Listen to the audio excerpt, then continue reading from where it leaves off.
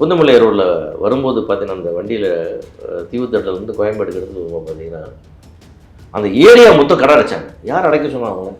யாருமே சொல்லலை. யாருமே சொல்லலை சார். போலீஸும் சொல்லு, கட்சிக்காரங்களும் சொல்லு, யாருமே சொல்லு.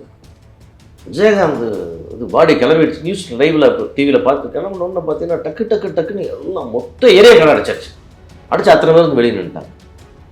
அத்தனை வீடுகள்லேயும் மாடிகள் இருந்து எல்லாம் பூவை தூவுறாங்க, மாடிகள் நிற்கிற இந்த எமோஷனல் டிரைவ் பார்த்தீங்களா, இது புரட்சித் தலைவர் அப்புறம் யாருக்குமே நடக்குன்னா அவங்க மேலே மரியாதை நடத்தவில்லை. அதெல்லாம் கொஞ்சம் ஒரு எதிர்பார்க்கப்பட்ட ஒரு வயதான அந்த மாதிரி அது இத்தனை நாள் வெயிட் பண்ணி நடந்தோன்னு நினச்சி வரும்போது அதில் பெரிய தாக்கம் இல்லாத போச்சு. இது இவர் நல்லா தான் இருக்கிற வந்துடுவார், உடம்பு சரியாயிடும் ஒரு நம்பிக்கை இருக்கும்போது கடைசி கட்டம் வரைக்கும் அப்புறம் சாவரக்கான வயசும் இல்லையாது. அதனால் அவர் அதை பார்க்கும்போது எல்லோரும் எமோஷனல் ஆகிட்டாங்க. அதுக்கு தான் நான் ஆல்ரெடி சொன்ன விஷயந்தான் இருந்தாலும் கூட இன்னொரு முறை கூட உங்களுடைய இந்த கேடகம்மம் ரசிகர்களுக்கும் அது செய்தி போய் சேரணும்னு தான் அந்த விஷயத்தை நான் திருப்பி உங்களுக்கு ரிப்பீட் பண்ணுறேன். புரட்சித் தலைவர் எம்ஜிஆர் அவர்கள் இறந்தபோது ராஜாஜி காரில் போய் அவரோட உடலுக்கு அஞ்சலி செலுத்திட்டு நாங்கள் ஒரு 4 பேர் எல்லோரும் வரோம், நண்பர்கள் எல்லாம் போயிட்டு அப்படியே டிஎம்எம் 2 அம்பாசிடர் காரில் ஒரு ஃப்ரெண்ட் சீட்டுக்கு வரார். இது ஒரு சம்பவம். இது எங்கே எனக்கு நினைவு வருதுன்னு கேட்டிங்கன்னா, கேப்டனுடைய உடல் தீவுத்தடலில் 2வது நாள் வச்சிடறாங்க. முதல் நாள் இங்கே கூட்டம் ரொம்ப பிரச்சனையாக போகுது. காலையில் நான் 6:30 மணிக்கெல்லாம் நான் போகிறேங்க. காரில் போகும்போது பார்த்தீங்கன்னா அந்த மவுண்ட் ரோட்லேருந்து தூர்தர்ஷன் போகிற ரோடில் எல்லா வண்டியும் அங்கே நிப்பாட்டிட்டாங்க. டோட்டலாக வண்டி எதையுமே அதுக்கு மேலே விடல. அந்த ரோடில் ஃபுல்லாக பார்க் பண்ண சொல்லிட்டாங்க. ஸோ அந்த ரோடு வழியாக காரில் போகும்போது பார்த்தா எல்லாம் வெளியூர்லேருந்து வேன் பஸ்ஸில் இறங்கி கையில் ஒரு பைய ஒன்று தூக்கிட்டு இறங்கி ஓடுறாங்க. அப்படி தீவுத்தடலை நோக்கி மக்கள் நடையாக போகிறாங்க, வேகமாக நடந்து போகிறாங்க, ஓடுறாங்க. அந்த முகத்தில் இல்லாத ஏன்னா வெடிய வரைக்கும் ட்ராவல் பண்ணி பஸ் விட்டு இறங்கி அவன் ஒரு ஹோட்டலுக்கு போகல, ரூமுக்கு போகல, லாட்ஜுக்கு போகல, எதுக்கு போகல, அப்படியே இறங்கி நேரம் விஜயகாந்தோட அந்த உடலை பார்க்கணும் அப்படின்னு ஓடுறாங்க. அந்த தவிப்பு இருக்கு இல்லைங்களா, இது அங்கே போய் நினைங்க எல்லாம் அழுகுறாங்க. எல்லாம் அப்படியே பார்க்கும்போது எனக்கு ரொம்ப வருஷம் கழிச்சு சம்மந்தமே இல்லாமல் அந்த சம்பவம் ஞாபகத்துக்கு வருது அந்த இடத்துல. ஸோ அந்த உடலை பார்த்துட்டு வந்துட்டு இருக்கும்போது பார்த்தீங்கன்னா எதிரில் ஜனங்கள்லாம் அதே மாதிரி தான் ஓடுறாங்க. எம்ஜிஆரோட பாடியை பார்க்கறதுக்காக ஓடுறாங்க, எல்லாம் அழுகுறாங்க, நெஞ்சு அடிச்சுட்டு போகிறவங்களா இருக்காங்க. அந்த காலகட்டம் இன்னும் கொஞ்சம் கூட இதாக இருந்தது இல்லையா. அப்போது எல்லாம் ஓடுறாங்க. ஓடும்போது பார்த்தா அப்போது அப்படியே பார்த்துட்டே வந்தால் காரெல்லாம் ரொம்ப டிராஃபிக்கு, இப்படியே எல்லாம் ஜனங்கள் போயிட்டே இருக்கும், போல வர்றோம். அப்போ பார்த்துட்டு வரும்போது கேப்டன் ஒரு வார்த்தை சொன்னார். அப்படி பார்த்துட்டு எல்லோரும் பார்த்துட்டே இருந்தால் ஜனங்கள்லாம் இப்படி போயிட்டே இருக்கு. செத்தா இப்படி சாவணும்டா அப்படின்னு அந்த கூட்டத்தை பார்த்துட்டு எம்ஜிஆர் பார்த்து பேசிட்டாங்க. எனக்கு அந்த தீவுத்தடலை நோக்கி போகும்போது எனக்கு அந்த சம்பவம் டக்குன்னு ஞாபகத்துக்கு வந்துச்சு. அதே போல் மக்கள் தவிச்சு ஓடி வர்றான், பஸ் விட்டு இறங்குறான், வேன் விட்டு இறங்குறான், பைய தூக்குறான், ஒரு சுத்தினோட சூக்கியை தூக்குறான், ஓடி வந்துட்டு இருக்கான் தீவுத்தடலை நோக்கி. அழுகுறாங்க நின்று மாறு அடிச்சு. யார் நீங்கள்லாம், உங்களுக்கு அவருக்கு என்ன தொடர்பு, நேரடி தொடர்பு? அந்த கட்டை கட்டி விட்டுருங்க நின்று அழுதுட்டு இருக்காங்க. மாறு அடித்து அழுகிறவங்களெல்லாம் நம்ம பார்க்கும்போது இல்லை, அந்த மனுஷன் எதுக்கெல்லாம் ஆசைப்பட்டு நடந்தது இல்லையோ, செத்தா இப்படி சாகணும்னு சொன்னேன், அப்படியே செத்துட்டீங்க நினச்சேன். அந்த இடத்துல நான் ரொம்ப எமோஷனல் அழுதுட்டேன் ஸ்பாட்டில். அவர் அந்த இடத்துக்கு போகிறதுக்கு முன்னாடி இந்த சம்பவம் ஞாபகம் வந்தோன்னு எனக்கு ரொம்ப கலங்கி போச்சு. வாயில் என்ன வார்த்தை வந்து அப்படி சொல்லும்போது அவருக்கு அந்த ஸ்டேட்டஸ் இல்லைங்க. எம்ஜிஆர் சாகும்போது இவருக்கு அந்த ஸ்டேட்டஸ், செத்தா இப்படி சாகணும்னு அப்படி சாகிற தகுதியில் அவர் அன்றைக்கி இல்லை. ஆனால் சாகும்போது என்ன தகுதிக்கு வந்துட்டார்? எம்ஜிஆர் மாதிரி சாகிற தகுதி.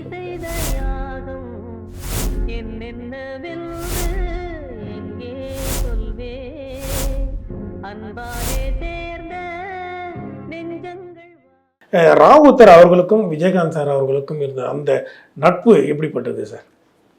சார், உலகத்திலேயே மிகச்சிறந்த நட்பு அதுதான், மிகச்சிறந்த பகையும் அதுதான். அந்த மாதிரி அதாவது நான் அதுதான் பகையும் அதுதான் எப்படின்னு கேட்டிங்கன்னா, அதாவது அந்த பகை வந்துடக்கூடாது, அதுதான் பெரிய துரதிர்ஷ்டன்றது, அதுதான் அது.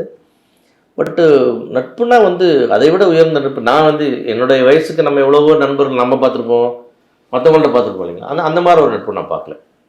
அப்படி அந்த நம்பிக்கை, பரஸ்பரம் நம்பிக்கை, நீ என்ன செஞ்சாலும் எனக்கு ஓகே அப்படின்னு இவர் விடுறதும்,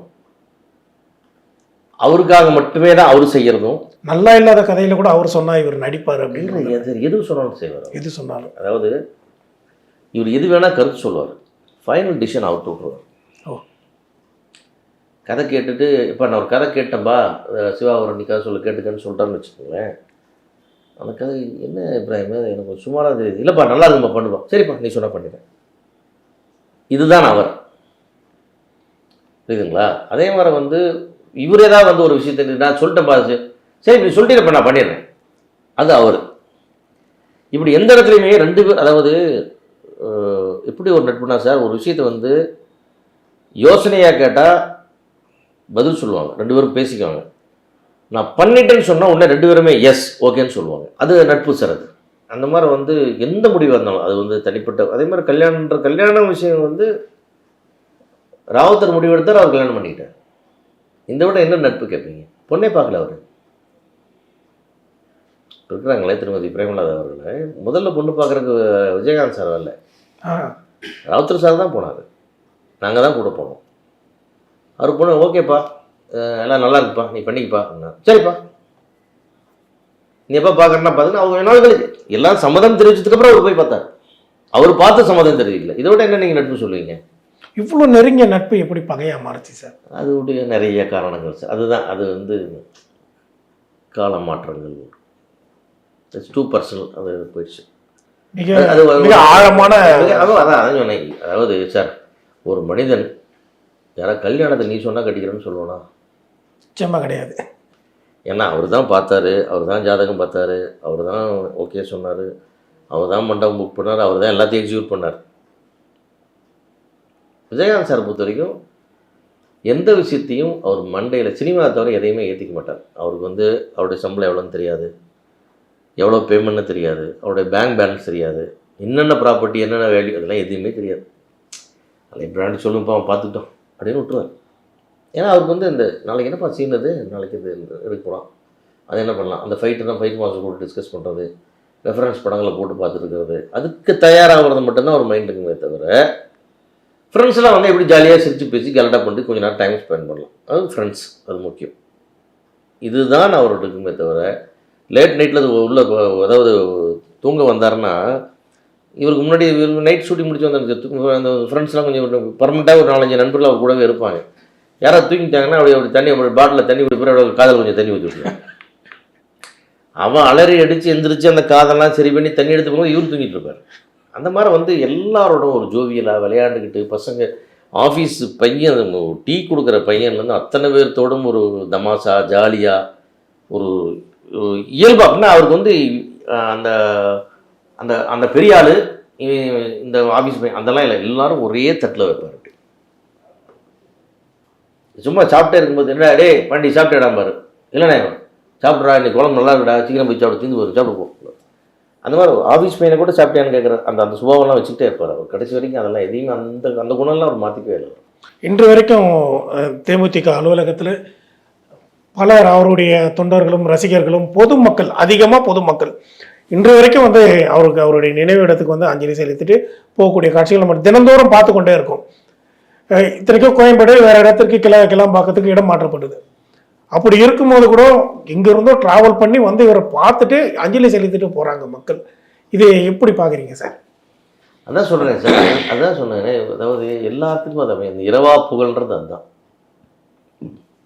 இன்றைக்கி வந்து எம்ஜிஆர் உயிரோடு இருக்கிறார் நம்பிட்டு இருக்கிற ஒரு கூட்டம் ஒன்று இருக்குது. இன்னும் கூட வயசானவங்கலாம் எம்சிஆர் அப்படின்னு அதே சொல்லிட்டு அந்த காலகட்டம் ஒன்று இருக்கு. அது ரொம்ப வருஷம் இருந்துச்சு அந்த மாதிரி ஒரு இதெல்லாம். அந்த மாதிரி வந்து இவரை பொறுத்த வரைக்கும் வந்து நீ இன்னும் எத்தனை வருஷம் ஆனாலும் இன்னும் அடுத்தடுத்த ஜென்ரேஷன் தலைமுறையே மாறினாலும் கூட அந்த விஜயகாந்த் அப்படின்ற அந்த அந்த அந்த கரிஷ்மாவுக்கு பாருங்க, அது போகவே போகாது. அதை நோக்கி அந்த கூட்டம் போயிட்டே இருக்கும். அதே மாதிரி வந்து நீங்கள் வந்து புரட்சி தலைவருக்கு அப்புறம் பெரிய பெரிய தலைவர்கள்லாம் இறந்தால் கூட கூட்டம் வந்தால் கூட எமோஷனலாக ட்ரைவ் பண்ண கூட்டம்ன்றது வந்து கேப்டனுக்கு வந்த கூட்டம் தான். நிச்சயமாக வர்றவங்கலாம் அழுதாங்க, வர்றவங்கலாம் ஃபீல் பண்ணாங்க. காவல்துறையே பார்க்கலாம் நம்ம, அவருடைய ஒவ்வொரு சிக்னல்லையும் சல்யூட்டு. ஆமாம், அதான் சொல்கிறேன். எப்படின்னா சார் அது வந்து அது அரசாங்க உத்தரவு இல்லை, மானசீகமாக கொடுக்குறது எல்லா வீடுகள்லையும். அதாவது நீங்கள் புந்தமல்லி ரோடில் வரும்போது பார்த்தீங்கன்னா அந்த வண்டியில் தீவுத்தட்டிலேருந்து கோயம்பேடுக்கு எடுத்துகிட்டு வரும்போது பார்த்தீங்கன்னா அந்த ஏரியா மொத்தம் கடை அடைச்சாங்க. யார் அடைக்க சொன்னாங்க? யாருமே சொல்லலை. யாருமே சொல்லலை சார். போலீஸும் சொல்லு, கட்சிக்காரங்களும் சொல்லு, யாருமே சொல்லலை. விஜயகாந்த் இது பாடி கிளம்பிடுச்சு. நியூஸ் லைவில் டிவியில் பார்த்து கிளம்பணுன்னு பார்த்தீங்கன்னா டக்கு டக்கு டக்குன்னு எல்லாம் மொத்த ஏரியா கடை அடிச்சாச்சு. அடிச்சு அத்தனை பேருக்கு வெளியே நின்றுட்டாங்க. அத்தனை வீடுகள்லேயும் மாடிகள் இருந்து எல்லாம் பூவை தூவுறாங்க, மாடியில் நிற்கிற இந்த எமோஷனல் டிரைவ் இருக்குது பார்த்தீங்களா, இது வந்து புரட்சித் தலைவர் அப்புறம் யாருக்குமே நடக்கலாம். அவங்க மேலே மரியாதை நடத்தவில்லை. அதெல்லாம் கொஞ்சம் ஒரு எதிர்பார்க்கப்பட்ட ஒரு வயதான அந்த மாதிரி அது இத்தனை நாள் வெயிட் பண்ணி நடந்தோன்னு நினச்சி வரும்போது அதில் பெரிய தாக்கம் இல்லாத போச்சு. இது வந்து இவர் நல்லா தான் இருக்கிற வந்துடுவார், உடம்பு சரியாயிடும் ஒரு நம்பிக்கை இருக்கும்போது கடைசி கட்டம் வரைக்கும் அப்புறம் சாவரக்கான வயசும் இல்லையா அது. அதனால் வந்து அவர் அதை பார்க்கும்போது எல்லாரும் எமோஷனல் ஆகிட்டாங்க. அதுக்கு தான் நான் வந்து ஆல்ரெடி சொன்ன விஷயந்தான் இருந்தாலும் கூட இன்னொரு முறை கூட உங்களுடைய இந்த கேடகம்மம் ரசிகர்களுக்கும் அது செய்தி போய் சேரணும்னு தான் அந்த விஷயத்தை நான் திருப்பி உங்களுக்கு ரிப்பீட் பண்ணுறேன். புரட்சித் தலைவர் எம்ஜிஆர் அவர்கள் இறந்தபோது ராஜாஜி காரில் போய் அவரோட உடலுக்கு அஞ்சலி செலுத்திட்டு நாங்கள் கேப்டன் நாங்கள் ஒரு 4 பேர் எல்லோரும் வரோம், நண்பர்கள் எல்லாம் போயிட்டு அப்படியே TMM2 அம்பாஸ்டர் காரில் ஒரு ஃப்ரெண்ட் சீட்டுக்கு வந்து வரார். இது ஒரு சம்பவம். இது எங்கே எனக்கு நினைவு வருதுன்னு கேட்டிங்கன்னா, கேப்டனுடைய உடல் வந்து தீவுத்தடலில் 2வது நாள் வச்சிடறாங்க. முதல் நாள் இங்கே கூட்டம் ரொம்ப பிரச்சனையாக போகுது. காலையில் நான் 6:30 மணிக்கெல்லாம் நான் போகிறேங்க. காரில் போகும்போது பார்த்தீங்கன்னா அந்த மவுண்ட் ரோட்லேருந்து தூர்தர்ஷன் போகிற ரோடில் எல்லா வண்டியும் அங்கே நிப்பாட்டிட்டாங்க. டோட்டலாக வண்டி எதையுமே அதுக்கு மேலே விடல. அந்த ரோடில் ஃபுல்லாக பார்க் பண்ண சொல்கிறேன். ஸோ அந்த ரோடு வழியே காரில் போகும்போது பார்த்தா எல்லாம் வெளியூர்லேருந்து வேன் பஸ்ஸில் வந்து இறங்கி கையில் ஒரு பை ஒன்று தூக்கிட்டு இறங்கி ஓடுறாங்க. அப்படி தீவுத்தடலை நோக்கி மக்கள் நடையாக போகிறாங்க, வேகமாக நடந்து போகிறாங்க, ஓடுறாங்க. அந்த முகத்தில் இல்லாத ஏன்னா வெடிய வரைக்கும் ட்ராவல் பண்ணி பஸ் விட்டு இறங்கி அவன் ஒரு ஹோட்டலுக்கு போகல, ரூமுக்கு போகல, லாட்ஜுக்கு போகல, எதுக்கு போகல, அப்படியே இறங்கி நேரம் விஜயகாந்தோட அந்த உடலை பார்க்கணும் அப்படின்னு ஓடுறாங்க. அந்த தவிப்பு இருக்கு இல்லைங்களா, இது அங்கே போய் நினைங்கன்னா எல்லாம் அழுகுறாங்க. எல்லாம் அப்படியே பார்க்கும்போது எனக்கு ரொம்ப வருஷம் கழிச்சு சம்மந்தமே இல்லாமல் அந்த சம்பவம் ஞாபகத்துக்கு வருது அந்த இடத்துல. ஸோ அந்த உடலை பார்த்துட்டு வந்துட்டு இருக்கும்போது பார்த்தீங்கன்னா எதிரில் ஜனங்கள்லாம் அதே மாதிரி தான் ஓடுறாங்க. எம்ஜிஆரோட பாடியை பார்க்கறதுக்காக ஓடுறாங்க, எல்லாம் அழுகுறாங்க, நெஞ்சு அடிச்சுட்டு போகிறவங்களா இருக்காங்க. அந்த காலகட்டம் இன்னும் கொஞ்சம் கூட இதாக இருந்தது இல்லையா. அப்போது எல்லாம் ஓடுறாங்க.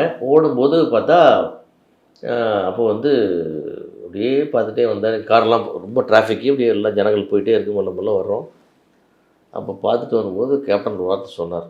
அப்படின்னு பார்த்துட்டு எல்லோரும் பார்த்துட்டே இருந்தால் ஜனங்கள்லாம் இப்படி போயிட்டே இருந்துச்சு. செத்தா இப்படி சாவணும்டா அப்படின்னாரு.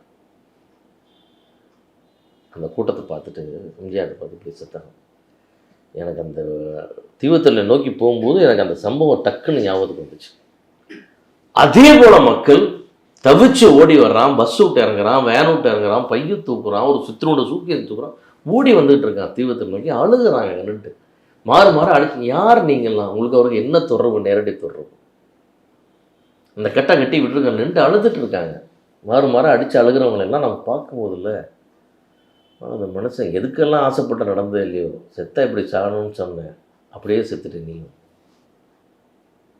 நினச்சேன். அந்த இடத்துல நான் ரொம்ப எமோஷனல் அழுதுட்டேன் நான் அந்த ஸ்பாட்டில். அவர் அந்த இடத்துக்கு போகிறதுக்கு முன்னாடி இந்த சம்பவம் ஞாபகம் வந்தோன்னு எனக்கு ரொம்ப கலங்கி போச்சது. வாயில் என்ன வார்த்தை வந்து அவருக்கு அப்படி சொல்லும்போது அவருக்கு அந்த ஸ்டேட்டஸ் இல்லையே. எம்ஜிஆர் சாகும்போது இவருக்கு அந்த ஸ்டேட்டஸ், செத்தா இப்படி சாகணும்னு அப்படி சாகிற தகுதியில் அவர் அன்றைக்கி இல்லை. ஆனால் சாகும்போது என்ன தகுதிக்கு வந்துட்டார் பாருங்க, எம்ஜிஆர் மாதிரி சாகிற தகுதிக்கு வந்துட்டார். அவர் என்ன நினைச்சாரோ அது நடந்தது. அதான் சொன்னேன், இப்படி வாழணும்னு நினச்சா அப்படி வாழ்ந்தியா எனக்கு தெரியல, இப்படி சாகணும்னு நினச்சா அப்படி செத்துட்டேப்பா. இதுதான் எனக்கு வந்து அதை நான் எப்படி எடுத்துக்கிட்டேன்னே எனக்கு தெரியல. அது வந்து நான் சொல்லி நண்பர்கள்ட்ட இது மாதிரி சேனலில் பேசும்போதெல்லாம் சொல்லி அதை நான் ஷேர் பண்ணிக்கிறேன். இது மக்களுக்கு போய் சேரணும். அதாவது ஒரு மனிதன் வந்து ஆசைப்பட்ட வாழ்க்கை கிடைக்கிறது, ஆசைப்பட்ட சாவு கிடைக்கவே கிடைக்காதுன்னு சொல்லுவாங்க. அவர் ஆசைப்பட்ட வாழ்க்கையெல்லாம் தாண்டி வாழ்ந்துட்டார் சார். அதுலேருந்து எனக்கு எந்த மாற்றம் கிடையாது. அவர் வந்து நிறைய செய்யணும்னு நினச்சாரு, அதை ரீச் பண்ண முடியல, ஆனால் வாழ்ந்தார். அவருடைய உடல்நிலை சரியில்லாமல் போனது வந்து நம்முடைய துரதிருஷ்டம். இந்த தமிழ்நாட்டு மக்கள், இந்த தமிழ் மக்கள் அதுக்கு கொடுத்து வைக்கலன்னு தான் நினச்சிக்கிறேனே தவிர அது அவரை நான் சொல்லவே இல்லை. சரி, அது கடவுள் செய்த பிழை, அவருக்கு வந்து ஆண்டவன் செய்த துரோகம் அவருடைய ஹெல்த்துக்கு எடுத்தது. அது ஏன் கெட்டது, எப்படி கெட்டதுன்றதெல்லாம் நம்ம போக வேண்டாம். அப்படி வந்து ஒரு மனிதன் வந்து ஆசைப்பட்ட மாதிரி இறந்து போகிற வரத்தை கடவுள் வாங்கிட்டு.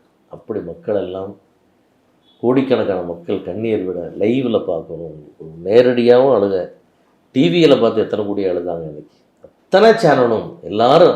ஆனால் அதான் சொன்னேன், எத்தனையெல்லாம் நம்ம வந்து இந்த மீடியாக்கள் எத்தனை கிண்டல் பண்ணுச்சோ, எத்தனையெல்லாம் அவரை வச்சு மெயின்ஸ் போட்டுச்சோ, அத்தனை பேருமே எல்லாருமே லைவ் போட்டு அன்னைக்கு தமிழ் உலகமே விஜயகாந்த் தவிர எதையும் பார்க்கறதுக்கு இல்லாமல் ஒரு மரியாதை பண்ணாங்க. அது முக்கியமாக. ஏதோ ஒரு சேனலில் பாட்டு ஓடிச்செல்லாம் இல்லவே இல்லை, அத்தனை பேரும் லைவ்.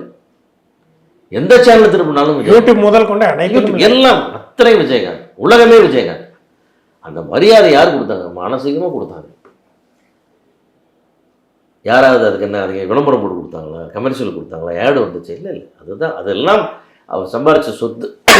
அவர் என்னெல்லாம் இந்த தமிழுக்கு மக்களுக்கு என்னென்ன நினைச்சாரோ, ஆசைப்பட்டாரோ, அதெல்லாம் எவ்வளோ முடிஞ்சதோ அதை செஞ்சார்.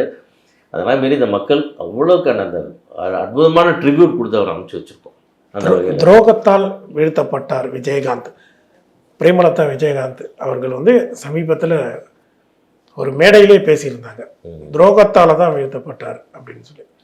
இல்லை, நான் என்னென்ன சார் அரசியல் ரீதியாக பேசினாங்க. அதாவது அவர் அரசியல் கட்சியை ஆரம்பித்த உடனே நான் உட்பட நிறைய அவர் கூடவே இருந்தாங்க ஒரு சிலர், நம்ம முக்கியமான டைரக்டர்ஸு, செல்லுமணிலேருந்து எல்லாருமே.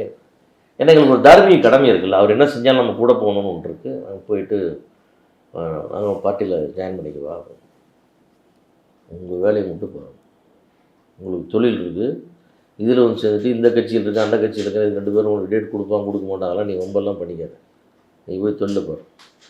செல்லுமணி முன்னலப்பா, நீ டைரக்ட் பண்ணி படம் பண்ண, நீ அதை மட்டும் வேலையை பாரு. போய் நான் என்ன நம்பி தான் கட்சி ஆரம்பிச்சிருக்கேன்.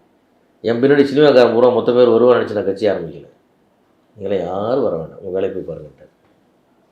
அதனால் நான் டோட்டலாகவே அந்த பக்கமே நாங்கள் போவேன். அவருடைய உத்தரவு அது, நான் அந்த பக்கமே போகல. அதனால் அரசியல் ரீதியாக அவருக்கு என்ன நடந்ததுன்ற ஏரியாவுக்குள்ளே நான் எனக்கு உண்மையாகவே எனக்கு தெரியாது, அது நான் போகிறதே இல்லை. ஸோ அது சினிமான்றது வரைக்கும் என்னன்றது வரைக்கும் நம்ம வந்து அத்தன்டிக்காக சொல்ல முடியும். எத்தனை நாள் என்னென்ன நடந்தது, எப்படியெல்லாம் நல்லது கெட்டது எல்லாம் பேச முடியும், நம்ம நிறையா சொல்ல முடியும். அரசியல் ரீதியாக என்னென்ன நடந்தது, துரோகம் நடந்தது, அதுக்கு நம்ம சொல்ல தெரியாது.